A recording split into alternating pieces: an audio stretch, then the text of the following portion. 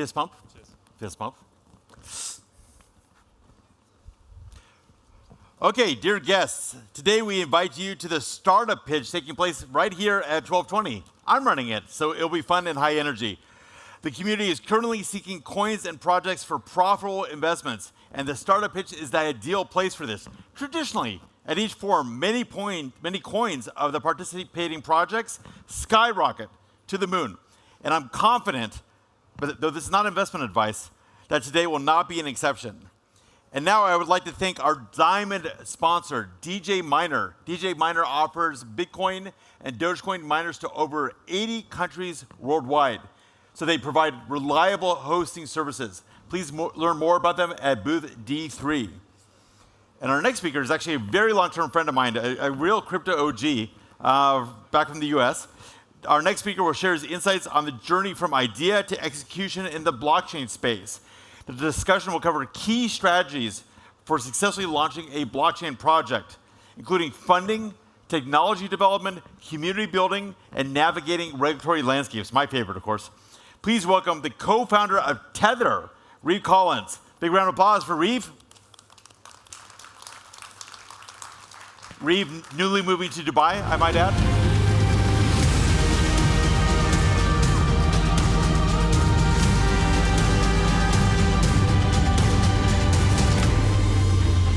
Energy for Reeve. Good to see you. How are you? Wonderful. I'm not going to sit this far away from you. I can't do that.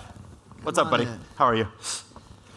Good. Really happy to be here. It's a wonderful venue, lots of production value, great stage, and the show outside is really impressive. Is this your first blockchain life? Yes. Yeah. It's great. It's really taken off. It's a great show, and it's a great crowd. I mean, look at this.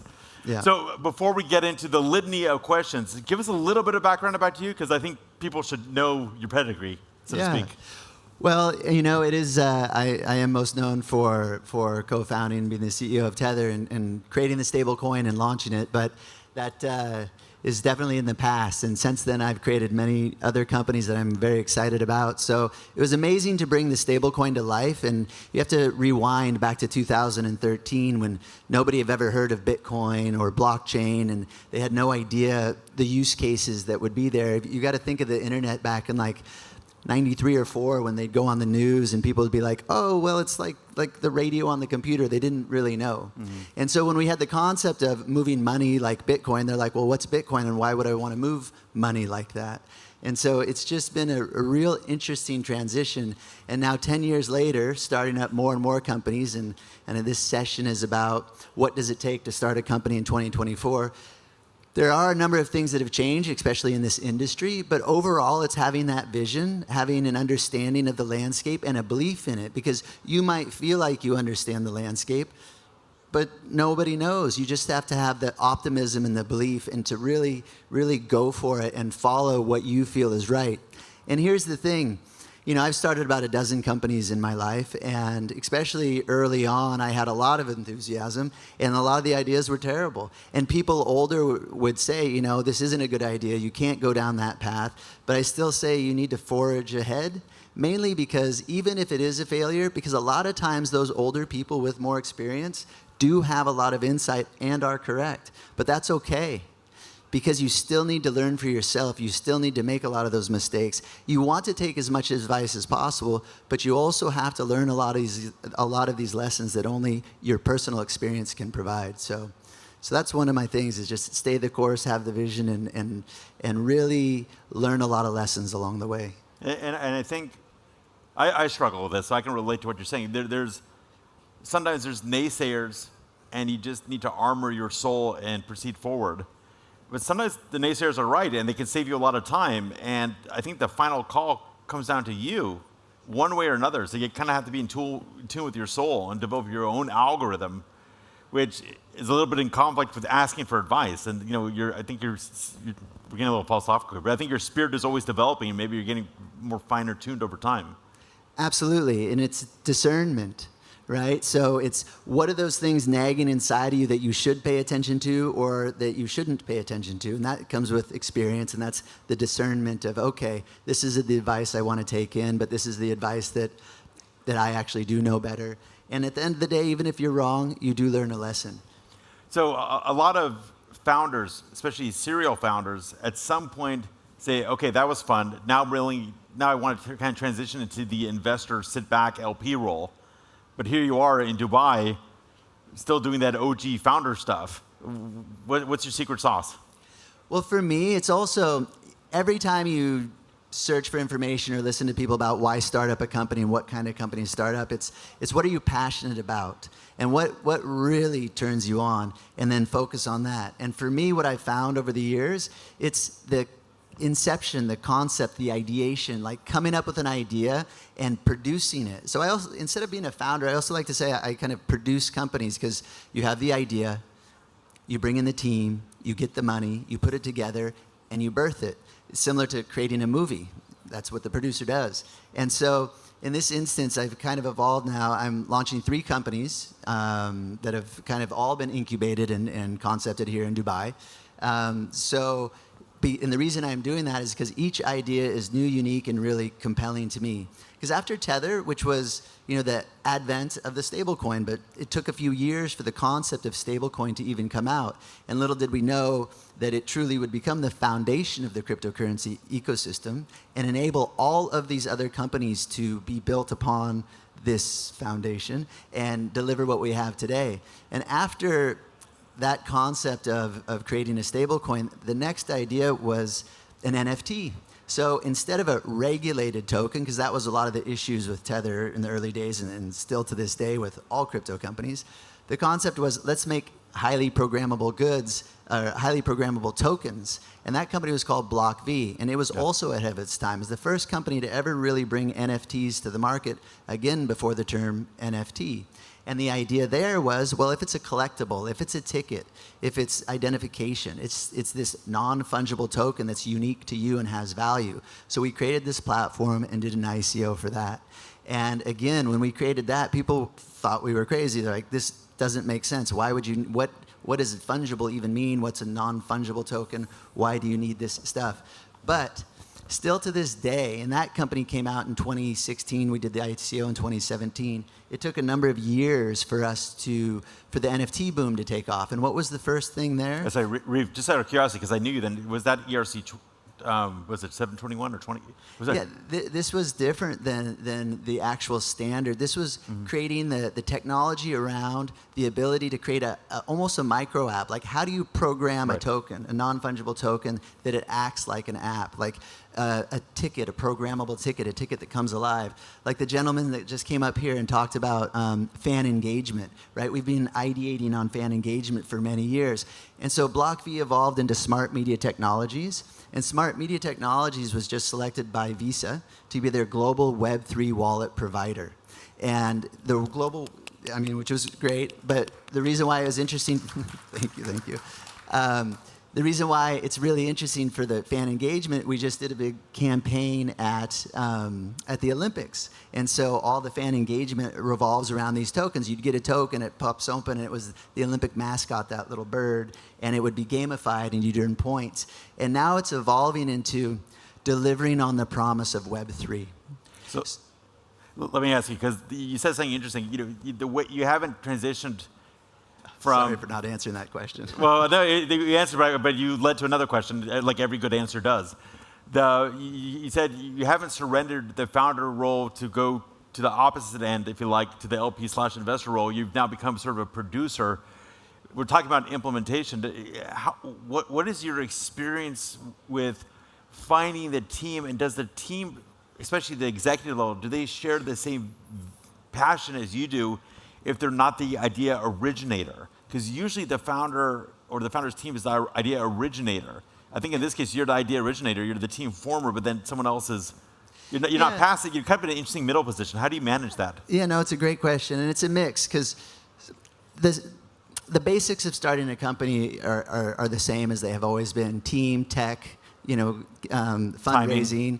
The real nuance in the crypto space is community. How do you really grow a big community? But also you have to have the idea, obviously. And where does the idea come from, and how do you get that inspiration? And it either comes from you, or it comes from which is typically the founder. So I do take a founder role. Right now, I'm the co-founder and chairman of Treasury X, which is a new stablecoin infrastructure that's rolling out. Super Solana, which is a Solana L2, and WeFi, which is a crypto neobank. But what do all these things have in common? And it was kind of playing off of where my last company, Smart Media Technology, left off, which is Web3. So why are we all here today? Because we believe in decentralization. We believe in blockchain. But more importantly, where's this all leading us to? We've been in this, or I've been in this for a decade. Hopefully you guys have been in this for a long time, and some are new to the space. But you're attracted to this space because we know it is the future, and it's the future of how the world's going to do business, and it's the future of how we're going to connect with people that didn't typically have the infrastructure to do that business. And this spans from financial services all the way to fan tokens. Like Paris team probably has fans all around the world that never had an opportunity to connect, to participate, to engage. But now they can acquire a fan token for $5 and feel like they're part of the team. So that's the promise of Web3, where the community is the ones that really get the value. Today, a lot of people say that Web3 companies, it's a company with a wallet or a token. Well, those are tools, but the real purpose of Web3 is to use that technology to ensure that your community, which is the most important part of a Web3 company, but to ensure your community is the one that receives the benefit, that reaps the rewards, because they're putting in the effort, they're providing your data, they're providing their time. And in the past, in the Web2 world, all they would get for that would be entertainment value. Especially think of social media, etc. The social media companies make all the money, we get entertainment value. But in the Web3 world, with these tools, the wallet, the NFTs in the wallet, and I want to do one quick aside about NFTs. A lot of people might think, oh, NFTs are dead, or oh, NFTs were a bunch of hype. Well, initially, it was. And why is that? Because what has led every big crypto bull run is speculation, is gambling. And the NFT run-up was speculation and gambling on images and collectibles. No one really cared if your ape was uglier than his ape. All they cared about is if that ape went up in value. And that's why they got involved. And so once the speculation dies out, the real use cases and the real value comes. So I'm here to emphatically state that NFTs are not dead. NFTs are an extremely important part of our digital life, and our lives are becoming more and more digital. So in the future, these NFTs are the building blocks of our digital life.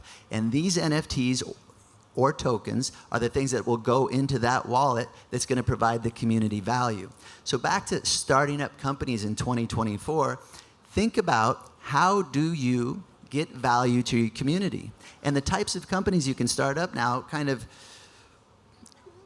go across the spectrum, from deep infrastructure to like blockchain layer ones and layer twos. Actually, let me start you just because I don't want to run down the clock, and I want to give the spotlight to your current startup. So I'd like you.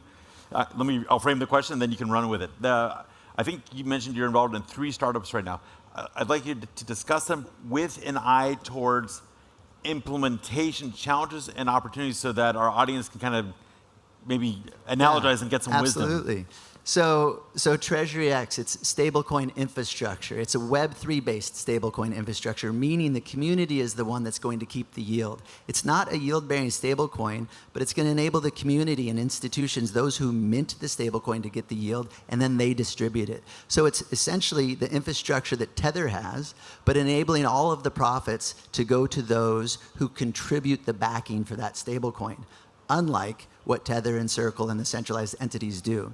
And so launching a company like that, it's the same. It's the team, the tech, the fundraising, the community. And so I have an extraordinary team with very brilliant tech people building out this kind of cutting edge technology on how to keep everything in balance. Because what we do is we take tokenized RWAs and utilize them to both provide the yield and then the backing of the stablecoin. And a big thing for founders is who are the backers and the VCs. So VCs do matter because, especially if you're a first-time founder, the amount of advice, because people talk about KOLs and advisors, your real KOL and advisor should be your VC. It's much more valuable than just someone that is a professional KOL or advisor. But if you do find someone that's not a VC that just wants to be an advisor, make sure they earn their keep, because that's been a racket in this business for a long time. So that's TreasuryX. WeFi, a crypto-native neobank.